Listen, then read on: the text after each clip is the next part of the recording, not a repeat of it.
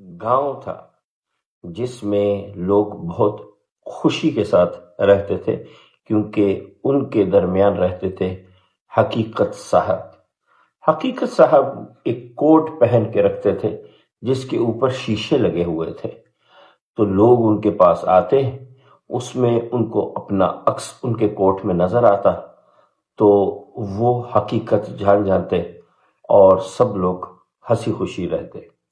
گاؤں کے باہر رہتے تھے جھوٹے میاں، جو کہ شاید ایک ہلکی سی بنیان اور چھوٹا سا پاجامہ پہنے رکھتے تھے، اور لوگ ان کو گاؤں میں آنے نہیں دیتے تھے۔ تو ظاہر ہے کہ جھوٹے میاں کو حقیقت صاحب سے شدید نفرت تھی۔ ایک دفعہ جھوٹے میاں نے حقیقت صاحب کو ایسے کر کے ذرا باہر بلایا گاؤں سے، اور ان سے کہا کہ میں چاہتا ہوں کہ میں بھی گاؤں میں عزت سے رہوں۔ تو حقیقت صاحب نے کہا کہ اس کے لیے ضروری یہ ہے کہ تم جھوٹ بولنا بند کر دو۔ تو انہوں نے کہا کہ اچھا ایسا ہے کہ آپ میرے ساتھ ٹائم گزاریں پلیز، تاکہ میری یہ عادت چھٹ جائے۔ تو انہوں نے کہا ٹھیک ہے۔ تو وہ ایسے واک پہ ان کے ساتھ چل پڑے۔ ایک جگہ نہر بہہ رہی تھی تو جھوٹے میاں نے کہا کہ کیوں نہ ہم نہر میں تھوڑا سا نہا لے۔ تو حقیقت صاحب اس سے ایگری کر گئے۔ حقیقت صاحب نے اپنا کوٹ اتار کے جو بالکل ان کے سائز کا بنا ہوا تھا سائڈ پہ رکھا، اور جھوٹے صاحب کے ساتھ ندی میں نہانے کے لیے کود گئے۔ جب جھوٹے صاحب نے دیکھا کہ حقیقت میاں تھوڑی دور تیرتے تیرتے چلے گئے ہیں تو وہ جلدی سے باہر نکلے، حقیقت صاحب کا کوٹ پہنا اور گاؤں میں چلے گئے۔ گاؤں والے چونکہ صرف کوٹ کو دیکھنے کے عادی تھے تو انہیں پتہ ہی نہیں چلا کہ یہ جھوٹے میاں نے پہنا ہوا ہے۔ چند دنوں بعد جھوٹے میاں نے کیا کیا کہ وہ جو شیشے لگے ہوئے تھے نا کوٹ کے اوپر، ان کے اوپر ہلکا ہلکا سا رنگ کر دیا، دھندلا دیا۔ جب لوگ کوٹ میں اپنی حقیقت دیکھنے آئے تو جھوٹے میاں نے کہا تم ان شیشوں کے چکروں میں مت پڑو، میں تمہیں تمہاری حقیقت بتا دیتا ہوں۔ اس کے بعد جیسے جھوٹے میاں کا دل کیا انہوں نے کہانیاں لوگوں کو سنا دی۔ اس کا نتیجہ یہ نکلا کہ پورے گاؤں کا نظام خراب ہو گیا۔ جہاں خوشحالی تھی وہاں نفرت آ گئی، غداری آ گئی، جھوٹ آ گیا، فریب آ گیا۔ کافی سال جب یہ حالات ایسے خراب ہو گئے تو اتنے ٹائم میں پھر ایک نئی نسل جوان ہو گئی۔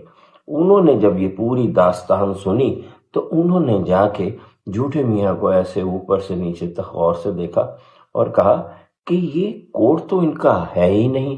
ظاہر ہے انہوں نے حقیقت صاحب کو کبھی دیکھا ہی نہیں تھا۔ کیوں نہیں دیکھا تھا؟ کیونکہ بہت عرصہ پہلے جب یہ کوٹ چوری ہوا تھا نا تو حقیقت صاحب گاؤں کی طرف واپس آئے تھے، تو حقیقت صاحب کے جسم پہ کوئی کپڑے نہیں تھے، تو وہ ننگی حقیقت اور یہ حقیقت دیکھ کے لوگوں کو بڑا غصہ آیا تھا۔ انہوں نے کہا تھا نکل جاؤ یہاں سے، نکل جاؤ۔ انہوں نے بہت چیخے کہ میں حقیقت ہوں، میں حقیقت ہوں، بے شک میں ننگا ہوں لیکن میں حقیقت ہوں۔ لیکن لوگ نہ مانے، انہوں نے ان کے دھکے دے کے گاؤں سے باہر نکال دیا اور وہ تب سے وہیں رہ رہے تھے۔ خیر، جب بچوں نے، نوجوانوں نے اپنا دماغ استعمال کیا تو انہوں نے اپنے بڑوں سے کہا کہ یہ حقیقت صاحب کیسے ہو گئے؟ یہ جو کوٹ انہوں نے پہنا ہوا ہے اس کا سائز لمبا ہے، یہ بہت کھلا ہے، اور یہ حقیقت صاحب جو کہہ رہے ہیں کہ میں حقیقت صاحب ہوں، یہ تو بہت چھوٹے سے ہیں، یہ کوٹ ان کا ہے نہیں، یہ کسی اور فرد کا تھا۔ تو یہ سن کے جو بوڑھے لوگ تھے گاؤں کے ان کو خود خیال آیا، انہوں نے کہا ارے یہ بات میں وزن تو ہے، اس کا مطلب ہے وہ جو ننگا آدمی وہاں باہر چیخ رہا ہے اور کہتا ہے کہ میں حقیقت ہوں، میں حقیقت ہوں، شاید وہ ٹھیک ہے۔ اب جب نوجوانوں کو حوصلہ ہوا تو انہوں نے جھوٹے میاں کے اوپر سے وہ کوٹ اتارا، اس کو صاف کیا، شیشے چمکائے، جھوٹے میاں کو مارے 2 مکے اور گاؤں سے باہر نکال دیا۔ اس کے بعد وہ گاؤں سے باہر گئے، حقیقت صاحب کو کوٹ پہنایا اور گاؤں میں واپس لے آئے۔ تب لوگوں نے اپنا اصلی چہرہ دیکھا اور دوبارہ گاؤں کا نظام ٹھیک ہو گیا۔